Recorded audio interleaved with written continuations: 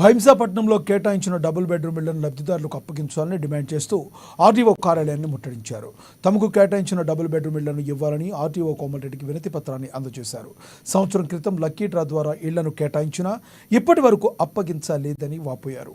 ఇంటి అద్దెలు చెల్లించలేక చాలా అవస్థలు పడుతున్నామని అధికారులు స్పందించి వెంటనే తమకు డబుల్ బెడ్రూమ్ ఇళ్లను అప్పగించాలని విజ్ఞప్తి చేశారు.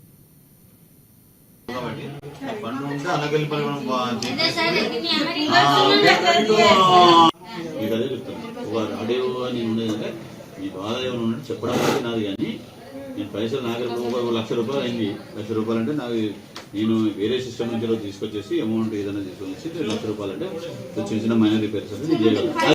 అగమ్మా 4.5 కోట్లు 5 కోట్లు అంటే 4.5 కోట్లు అమౌంట్ అంటే ఇప్పుడు